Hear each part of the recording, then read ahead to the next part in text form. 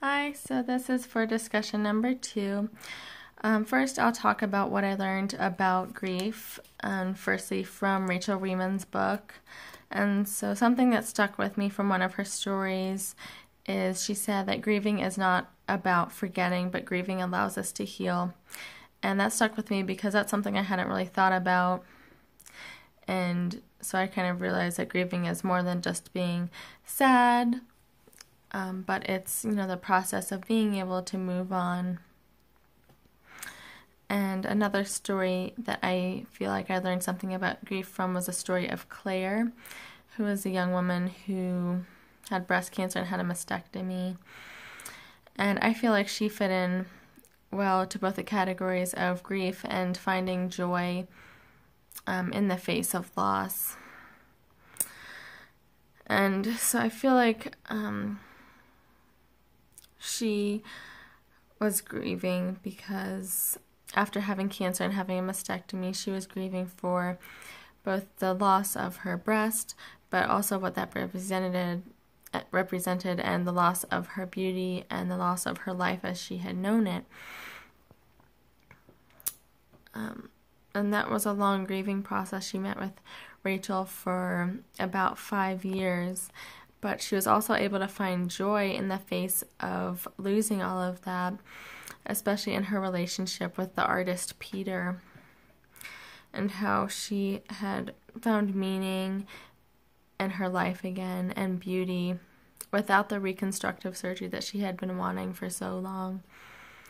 And that Peter thought she was beautiful, not just in spite of what she had gone through, but because of what she had gone through. And so that gave her meaning and joy in her life again.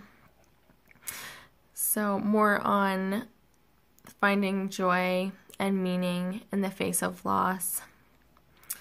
From Rachel Reman's book, I think it was also emphasized that you find joy not by just having material things, such as in the story where Rachel got the Hot Wheel cars for the boy that she was friends with.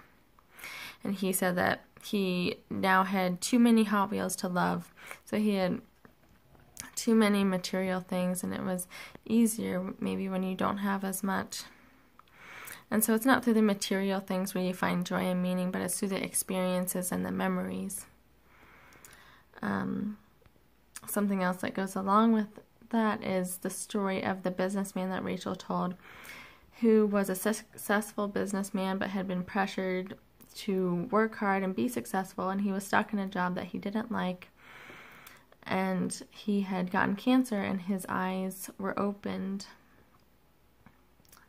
he thought, and he mentioned that you can find joy by staying true to yourself. And he opened a vineyard and started making wine, and that was something he really had a passion for. So you can find joy in your life by doing something you're really passionate about. And if not, then it's just better to find joy in something that you really have a passion for doing, because if you're doing a job or doing work that you don't enjoy, you look other places to find joy and meaning in your life. From the Integrity lecture from Dr. Collier-Freed,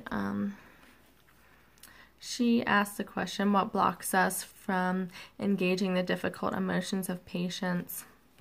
And that was a question that I kind of thought about, and she kind of touched on, and it could be from our own experiences.